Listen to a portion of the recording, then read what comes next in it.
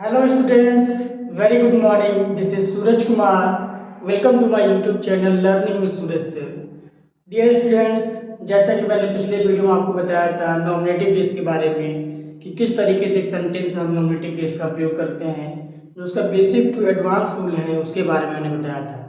Dear students, आज जो मैं आपको बताऊंगा जो ऑब्जेक्टिव केस है, हमने बताया था जो केस होता है आपका subjective case, objective case and possessive case.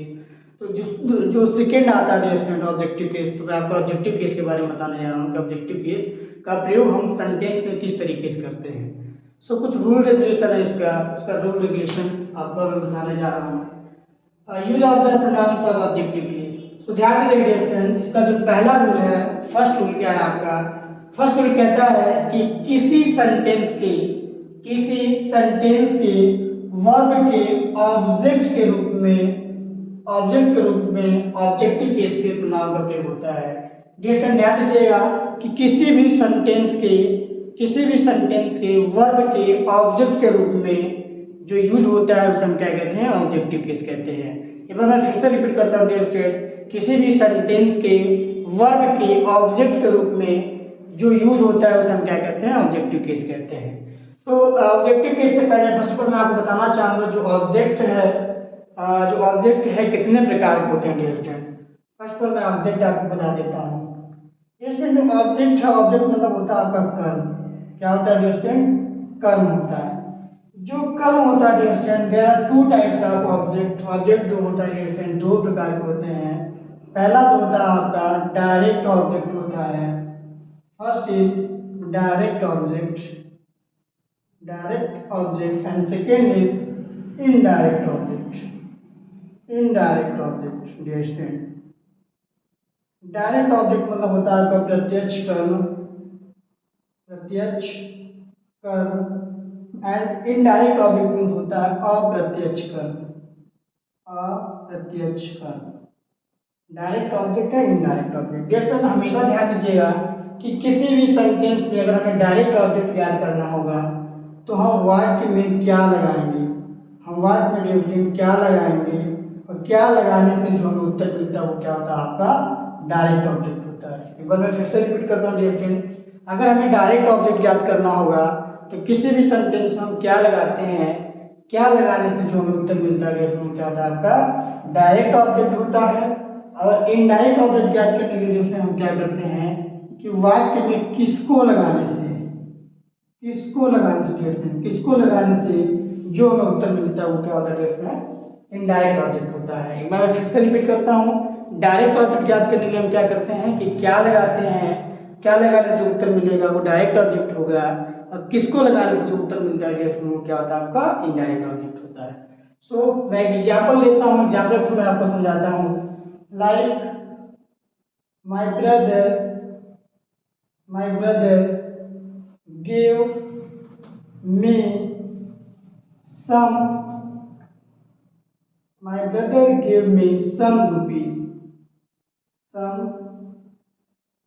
rupee my brother gave me some rupees। Next and it means मेरे भाई ने मुझे कुछ रुपए दिए। मेरे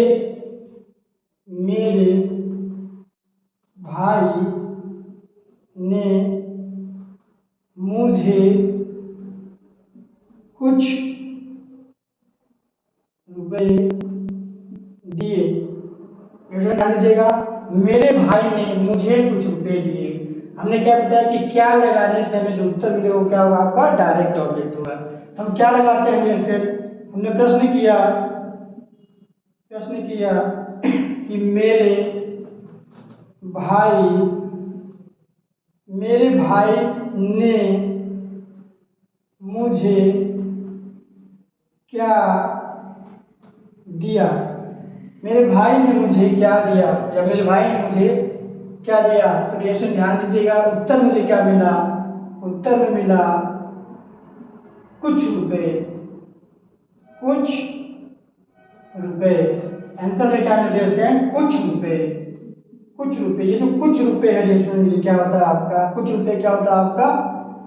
डायरेक्ट ऑब्जेक्ट होता है रिएक्शन। क्या होता है?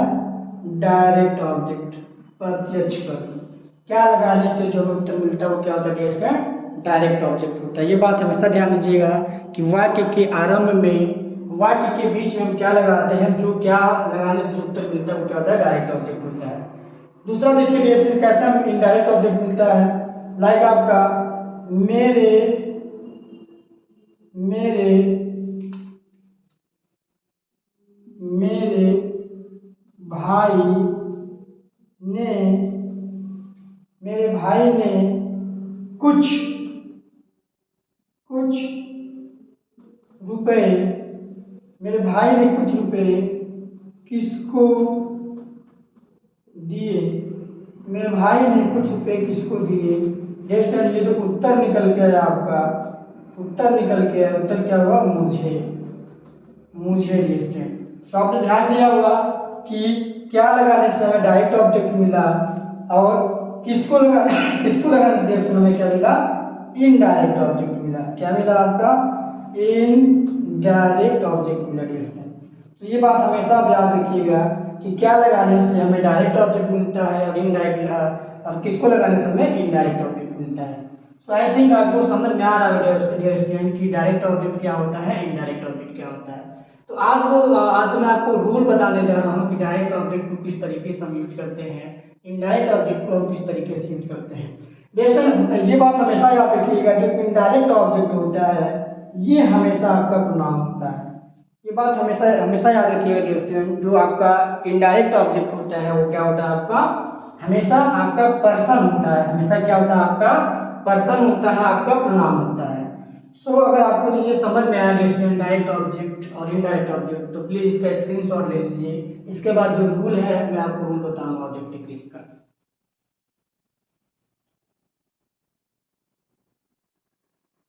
डियर स्टूडेंट्स, आई थिंक आपने स्क्रीनशॉट ले लिया है।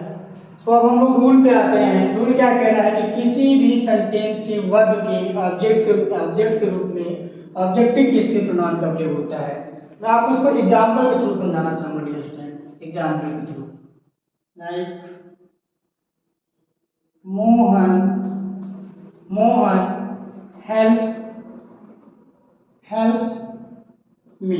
जैसे मोहन हेल्प्स मी, इसका मतलब हुआ है कि मोहन मेरी मदद करता है। मोहन मेरी मदद करता है डियर फ्रेंड, मोहन मेरी मदद करता है। तो यहाँ ध्यान दीजिएगा डियर फ्रेंड, यहाँ जो ऑब्जेक्ट है मोहन क्या है, मोहन आपका सब्जेक्ट है, हेल्प क्या है आपका एक्शन वर्ड है, इट मीन्स ये आपका वर्ब है, और जो मी है डियर फ्रेंड ये क्या है आपका, मी क्या है आपका ऑब्जेक्ट है। ऑब्जेक्ट में डियर फ्रेंड क्या है आपका, ये इनडायरेक्ट ऑब्जेक्ट है। ये क्या है डियर फ्रेंड, ये इनडायरेक्ट ऑब्जेक्ट है, इनडायरेक्ट ऑब्जेक्ट है ये।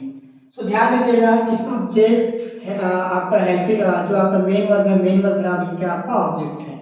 तो डियर स्टूडेंट हमेशा ये बात याद रखिएगा कि अगर वर्ब के बाद में क्या बताया कि जो ऑब्जेक्टिव केस होता है हमेशा आपका क्रिया के कर्म के रूप में आपका यूज होता है, उसे हम क्या कहते हैं, ऑब्जेक्टिव केस यूज कहते हैं। लाइक डियर स्टूडेंट अगर हमें इसको लिखना है, ये हमारा करेक्ट फॉर्म है, इसका इनकरेक्ट फॉर्म कैसे होता है डियर स्टूडेंट, ध्यान दीजिएगा। आपका क्वेश्चन पूछा जा सकता है, लाइक क्वेश्चन पूछा जा सकता है आपका मोहन हेल्प्स माई मोहन हेल्प्स माई। जैसे ये ध्यान दीजिएगा, हमने क्या बताया कि किसी भी सेंटेंस के वर्ब के ऑब्जेक्ट के रूप में ऑब्जेक्टिव केस के प्रोनाउन का प्रयोग किया जाता है। डियर स्टूडेंट्स यहाँ जो माई है, आपको पता है कि माई क्या होता है, ये आपका पजेसिव एडजेक्टिव होता है। और पजेसिव एडजेक्टिव क्या होता है डियर स्टूडेंट, ये हमेशा आपका नाउन के पहले यूज किया जाता है। ये बात ध्यान दीजिएगा, नाउन के पहले आपका हमेशा यूज किया जाता है। ये जो माइन है डियर स्टूडेंट, माइन क्या है आपका, ये पजेसिव प्रोनाउन। हमने आपको बताया था जब मैंने आपको प्रोनाउन का जो टेबल है, जब मैंने आपको पढ़ाया था, मैंने आपको बताया था प्रोनाउन के टेबल में कि क्या आपका पजेसिव एडजेक्टिव होता है और क्या आपका पजेसिव प्रोनाउन होता है। सो ध्यान दीजिएगा कि यहाँ माई, यहाँ क्या है, ये आपका एडजेक्टिव फॉर्म है, पजेसिव एडजेक्टिव है, और ये क्या है आपका पजेसिव प्रोनाउन है। सो आपको पता है कि कभी भी हमें ऑब्जेक्ट के रूप में हम कभी भी पजेसिव एडजेक्टिव का प्रयोग नहीं करते हैं, पजेसिव प्रोनाउन का प्रयोग नहीं करते हैं डियर फ्रेंड। हम जो यूज करते हैं क्या करते हैं डियर फ्रेंड, मी का प्रयोग करते हैं। आई का जो ऑब्जेक्टिव फॉर्म क्या होता है आपका, मी होता है। सो आई थिंक आपको समझ में आ रहा होगा डियर स्टूडेंट, हमेशा जब हम यूज करेंगे ऑब्जेक्ट के रूप में हमेशा हम मी का प्रयोग करते हैं, ना कि आपका माई का, ना ही माइन का। सो नेक्स्ट एग्जांपल देखते हैं डियर स्टूडेंट। नेक्स्ट एग्जांपल है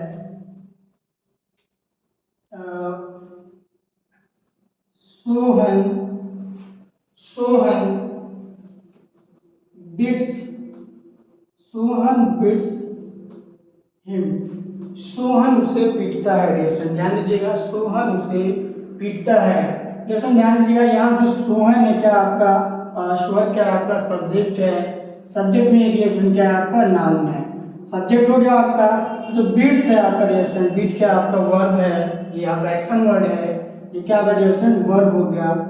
इसके बाद क्या है आपका ऑब्जेक्ट है डियर स्टूडेंट, ऑब्जेक्ट क्या है आपका हिम है, ये क्या है आपका ऑब्जेक्ट के रूप में यूज किया गया है। हमने बताया कि अगर क्रिया के डियर स्टूडेंट क्रिया के कर्म के रूप में अगर यूज किया जाए उसे हम क्या कहते हैं ऑब्जेक्टिव केस कहते हैं। यहाँ डियर स्टूडेंट जो आपका हिम है, हिम क्या आपका ऑब्जेक्टिव केस है।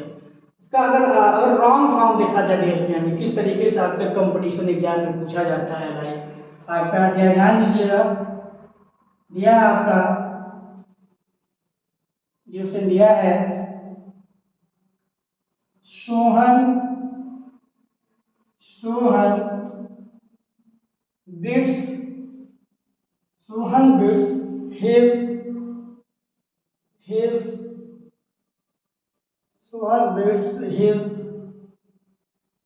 their इसमें ध्यान दीजिए, मैंने क्या पूछा कि सोहन बिट्स हिज देयर्स। तो यहाँ ध्यान दीजिए डियर स्टूडेंट, ये आपका सब्जेक्टिव फॉर्म में तो है, ये आपका वर्ब भी है, लेकिन जो हिज है डियर स्टूडेंट आपको हमने बताया कि क्या आपका पॉजेसिव एडजेक्टिव है। क्या डियर स्टूडेंट, ये आपका पॉजेसिव एडजेक्टिव है।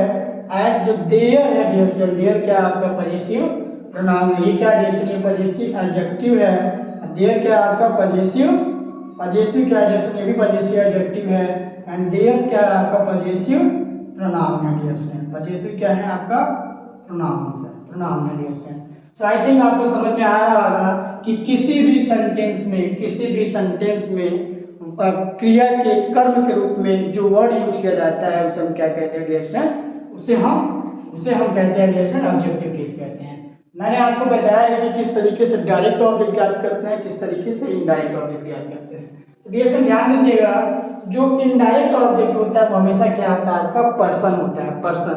लाइक हम आपको बता देते हैं कि आई का जो ऑब्जेक्ट होता है डियर स्टूडेंट, आई का जो ऑब्जेक्ट होता है, हमेशा ध्यान दीजिएगा डियर स्टूडेंट, आई का ऑब्जेक्ट क्या होता है आपका मी होता है। क्या होता है डियर स्टूडेंट, मी होता है। आई का आपका सब्जेक्टिव केस है, आई क्या डियर स्टूडेंट सब्जेक्टिव केस है, और ऑब्जेक्टिव केस क्या होता है डियर स्टूडेंट मी होता है। क्या होता है मी होता है डियर स्टूडेंट।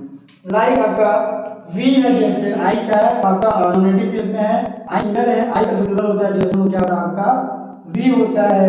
वी का ऑब्जेक्टिव फॉर्म होता है डियर स्टूडेंट क्या होता है अस होता है। ये आपका फर्स्ट पर्सन के अंतर्गत आता है डियर स्टूडेंट, किसके अंतर्गत आता है फर्स्ट पर्सन के अंतर्गत आता है, फर्स्ट पर्सन के अंतर्गत। सेकेंड पर्सन होता है वो क्या होता है आपका यू होता है। क्या होता है यू होता है, यू का जो डियर स्टूडेंट ऑब्जेक्टिव फॉर्म होता है आपका यू ही होता है। एंड ये क्या था डियर स्टूडेंट, ये सेकेंड फॉर्म था। क्या था आपका सेकेंड फॉर्म था dear student, second form, second person होता है, second person. Third person dear student क्या होता है थर्ड पर्सन जो होता है डियर स्टूडेंट वो आपका होता है ही का जो ऑब्जेक्टिव फॉर्म क्या होता है डियर स्टूडेंट हिम होता है। क्या होता है हिम होता है। फिर क्या होता है आपका सी डियर स्टूडेंट, सी का क्या होता है आपका हर होता है। इट डियर स्टूडेंट, इट क्या होता है इट का इट ही होता है डियर स्टूडेंट, इट का क्या होता है आपका इट ही होता है। एंड दे डियर स्टूडेंट, तीनों का जो प्लूरल फॉर्म होता है क्या होता है दे होता है, दे का ऑब्जेक्टिव फॉर्म क्या होता है आपका दे होता है। डियर स्टूडेंट आई थिंक आपको समझ आ रहा होगा कि आपका फर्स्ट होता है ये जो फॉर्म है इसमें जो आपका नॉमिनेटिव से लिया है, किसमें ये नॉमिनेटिव केस में हुआ है, और ये जो आपका यूज हुआ है इसमें ऑब्जेक्टिव केस में लिया है, किसमें आपका ऑब्जेक्टिव केस में लिया है, ऑब्जेक्टिव केस में। आई थिंक आपको समझ आ रहा होगा, समझ आएगा कि किसी सेंटेंस के वर्ब ऑब्जेक्ट में ऑब्जेक्टिव केस नाम होता है। सो प्लीज आपको समझ में आ जाए प्लीज स्क्रीनशॉट लीजिए। इसके बाद जो नेक्स्ट है ऑब्जेक्टिव केस का नेक्स्ट मैं बताऊं। डियर स्टूडेंट्स आई थिंक आपने स्क्रीनशॉट लिया है। अब नेक्स्ट रूल आपका सेकंड रूल है use of the pronouns of objective case का। सो सेकंड में आपका यदि किसी सेंटेंस के वर्ब के ऑब्जेक्ट रूप में दो प्रोनाउंस किसी conjunction and or not only but also, but से जुड़कर प्रयुक्त हुए हों तो वे ऑब्जेक्ट केस में प्रयोग होते हैं। डियर स्टूडेंट, मैं एक बार फिर से बताता हूँ कि अगर आपका क्रिया के बाद दो ऑब्जेक्ट आ रहा है, आपका दो ऑब्जेक्ट के बीच में डियर अगर आपका कंजक्शन का प्रयोग किया गया है, लाइक एंड, बट, आर, नार का प्रयोग हुआ है, तो डियर स्टूडेंट ये बात हमेशा ध्यान देना है कि क्रिया के बाद जो ऑब्जेक्ट यूज होगा हमेशा आपका क्या होगा, ऑब्जेक्टिव केस में यूज होगा डियर स्टूडेंट, कर्म कारक के रूप में यूज होगा, आपका कर्ता कारक के रूप में यूज नहीं होगा। तो आई थिंक आप समझ में आ रहा है डियर स्टूडेंट। मैं एक बार फिर से बताता हूँ, अगर आपका क्रिया के बाद ऑब्जेक्ट आ रहे हैं, दो या दो से अधिक ऑब्जेक्ट आ रहे हैं, तो ऐसे कंडीशन में क्या होगा, उनके बीच अगर आपका कंजक्शन का प्रयोग हुआ है, लाइक एंड, बट, आर, नार, तो ऐसे कंडीशन में क्या करते हैं डियर स्टूडेंट, उसमें जो हम प्रयोग ऐसे कंडीशन में क्या करते हैं, जो ऑब्जेक्ट यूज करते हैं हमेशा आपका ऑब्जेक्टिव केस में यूज करते हैं, ना कि सब्जेक्टिव या पजेसिव केस में। एग्जांपल देकर आपको समझाना चाहूंगा डियर स्टूडेंट। लाइक आपका दिया है, my father forbid you and I. जैसे ध्यान दीजिएगा, यहाँ दो काम आ रहे हैं, क्या आपका यू है और क्या आपका आई है, जीवा के स्पेस में आपका एंड कंजंक्शन से जुड़ा हुआ है। सामने अभी जस्ट आपको क्या बताया, यहाँ से माय फादर क्या है, सब्जेक्ट है, एंड फॉरबिड में आपका वर्ब है। फॉरबिड क्या आपका वर्ब है। इसके बाद जैसे जो ऑब्जेक्ट यूज हुआ है, ये क्या यूज हुआ है, ये है सब्जेक्टिव केस में यूज हुआ है, आपका आई क्या है, सब्जेक्टिव केस में यूज हुआ है। हमने रूल बताया था, अगर वर्ब के बाद जो ऑब्जेक्ट आता है, तो जो वर्ड आता है आपको हमेशा ऑब्जेक्टिव केस में आएगा, ना कि सब्जेक्टिव केस में। तो जैसे ये आपका यू यूज हुआ है सब्जेक्टिव केस में, आई क्या है, सब्जेक्टिव केस में। तो ऐसे कंडीशन में सेंटेंस हमारा क्या है, गलत है। अगर मैं सही फॉर्म लिखना होगा, करेक्ट लिखना होगा, क्या लिखेंगे, my father forbid you। आपको पता है यू आपका सब्जेक्टिव भी होता है, यू आपका ऑब्जेक्टिव भी होता है, क्या लिखेंगे, you, my father forbid you and objective. यहाँ क्या सब्जेक्टिव केस में आई यूज हुआ है, हमें आई नहीं यूज करना है, ऑब्जेक्टिव केस में लिखना करेंगे me, my father forbid you and me to play in the sun. जो आगे का समझ में आ रहा होगा कि ये बात हमेशा याद रखिएगा कि अगर आपका सब्जेक्ट आया है, सब्जेक्ट का वर्ब आया है, तो इसके बाद जो ऑब्जेक्ट यूज हुआ है जैसे प्रोनाउन के रूप में यूज होगा, तो ऐसे कंडीशन में जो होगा आपका ऑब्जेक्टिव फॉर्म होगा, क्या कंडीशन, ऑब्जेक्टिव केस में यूज होगा। लाइक आपका you and me, my father forbid you and me to play in the sun. I think आपको समझ में आ रहा होगा। नेक्स्ट एग्जांपल देखते हैं डियर स्टूडेंट। नेक्स्ट एग्जांपल क्या है, the principal allowed C and I to take rest in the common room। जैसे ध्यान दीजिएगा, सेंटेंस आपका the principal allowed C and I to take rest in the common room। तो ध्यान दीजिएगा, यहाँ तो C है आपका, C क्या है आपका, सब्जेक्टिव केस में, क्या है आपका, सब्जेक्टिव केस में। जैसे यहाँ जो आपका the principal ये क्या आपका सब्जेक्ट है, अलाउड क्या आपका वर्ब है, सी जैसे क्या यूज किया गया आपका सब्जेक्टिव केस में यूज किया गया, सी है, आई क्या है आपका सब्जेक्टिव केस में। रूल आपका क्या कहता है कि अगर वर्ब के बाद क्या है, वर्ब के बाद कोई ऑब्जेक्ट आया है, दो या दो से अधिक ऑब्जेक्ट आ रहा है, तो ऐसे कंडीशन क्या करते हैं, अगर आपका कंजक्शन आया हुआ होगा आपका एंड नॉट ना, तो ऐसे कंडीशन क्या करते हैं जैसे कंजक्शन आया होता है, ऐसे कंडीशन हम दोनों में पहला जो लिखेंगे वो भी ऑब्जेक्टिव फॉर्म होगा, दूसरा लिखेंगे ये भी आपका क्या ऑब्जेक्टिव फॉर्म होगा। तो ये स्टेशन करेक्ट फॉर्म होगा क्या होगा, the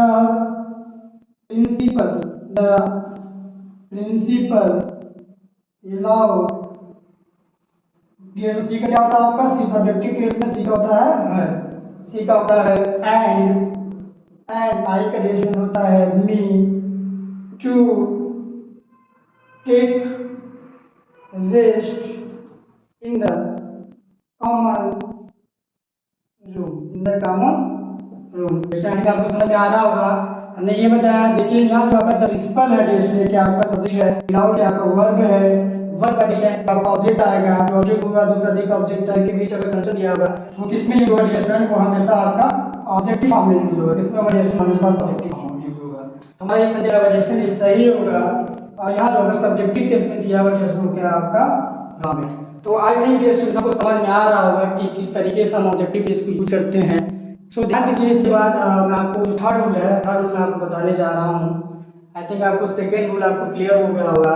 सो थर्ड रूल क्या है, अब है कि यदि किसी सेंटेंस के वर्ब के ऑब्जेक्ट के रूप में एक नाउन तथा एक प्रोनाउन किसी कंजक्शन एंड आर नार एक्सेट्रा से जुड़कर प्रयुक्त हुए हो तो वह नाउन या प्रोनाउन हमेशा ऑब्जेक्टिव केस में प्रयोग होते हैं। जैसे ध्यान दीजिएगा, अगर आपका सब्जेक्ट आया है, वर्ब आया है और इसके बाद आपका ऑब्जेक्टिव फॉर्म में आ रहा है, एक आपका नाउन आ रहा है, एक आपका प्रोनाउन आ रहा है, और ये जो नाउन और जो प्रोनाउन है किसी कंजक्शन आपका and, but, not, either or, not only but also, अगर इन कंजक्शन से आपका जुड़ा हुआ है तो ऐसे कंडीशन में क्या करते हैं डियर स्टूडेंट, हमेशा उसका ऑब्जेक्टिव फॉर्म लिखते हैं, ना कि आपका सब्जेक्टिव केस।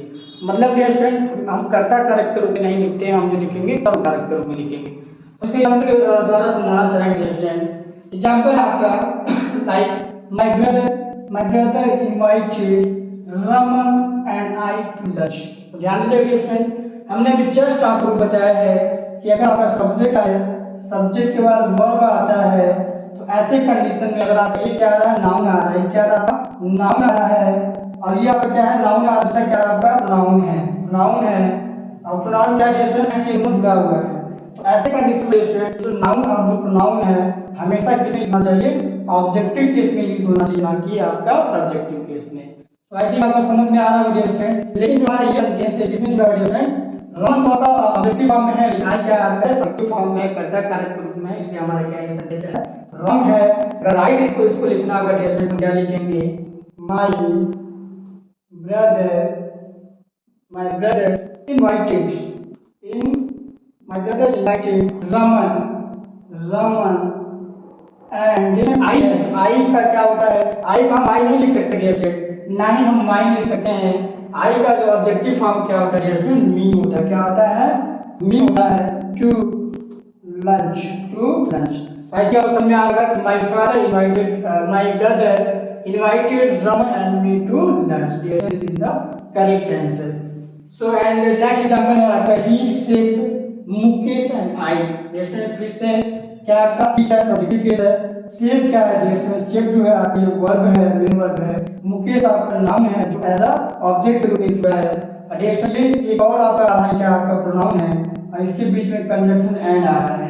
हमने रूल अभी आपको बताया कि अगर आपके एक नाउन आता है अगर क्रिया के बाद एक नाउन आएगा और एक प्रोनाउन आएगा, और वो जो एक नाउन और प्रोनाउन जो कंजक्शन से आपका जुड़ा होगा, तो ऐसे कंडीशन में क्या करते हैं कि हमेशा आपके लिए दोनों ऑब्जेक्टिव केस में आएगा, ना कि सब्जेक्टिव केस में। इसका करेक्ट फॉर्म क्या है, ये क्या आपका रॉन्ग है, सही क्या होगा डियर, लाइक आपका ही saved Mukesh,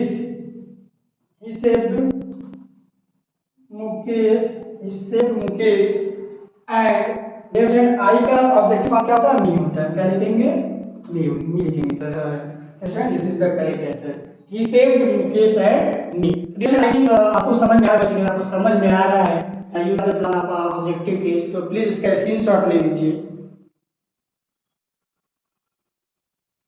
I think dear student आपने स्क्रीनशॉट ले लिया है। डियर स्टूडेंट्स मैं नेक्स्ट वीडियो में आपको बताऊंगा कि जो मैंने आपको क्या बताया, इससे पहले वाले वीडियो में आपको बताया सब्जेक्टिव केस के बारे में, सब्जेक्टिव केस किस तरीके से आपके एक सेंटेंस में यूज किया जाता है। आज मैंने आपको बताया ऑब्जेक्टिव केस के बारे में कि किस तरीके से हम यूज करते हैं। मैंने 3 रूल बताया, there are 3 rule in pronouns of objective case. Dear ये बहुत ही इंपॉर्टेंट होता है, क्योंकि ये जो आपका कॉन्सेप्ट है डियर स्टूडेंट, ये हमेशा आपका जो कंपटीशन लेवल का जो एग्जाम होता है, लाइक आपका यूपीटी प्राइमरी जूनियर, सीटेट आपका प्राइमरी जूनियर, सुपर टेट में डियर स्टूडेंट पूछा जाता है इस टाइप के प्रश्न। और इसके अलावा आपका यूपी टीजीटी आपको पता है, जैसे कि टीजीटी का जो एग्जाम डेट है आने वाला है, तो टीजीटी में भी टीजीटी जो पीजीटी है इसमें भी आपका इस टाइप का प्रश्न आपके बहुत ज़्यादा मात्रा में आपका पूछा जाता है। तो डियर फ्रेंड्स अगर आप हमारे साथ बने रहना चाहते हैं तो प्लीज़ लाइक करिए हमारे वीडियो को एंड ज़्यादा से ज़्यादा शेयर करिए स्टूडेंट, और अगर आपका और सब्सक्राइब करिए स्टूडेंट। अगर आपको अपना फीडबैक देना है तो please give me your valuable feedback.